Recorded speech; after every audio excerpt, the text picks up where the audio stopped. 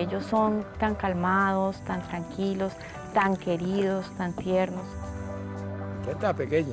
Entonces uno le hacía un nudo aquí. Utilizaban mucho, se comían mucho manatí, mataban mucho manatí.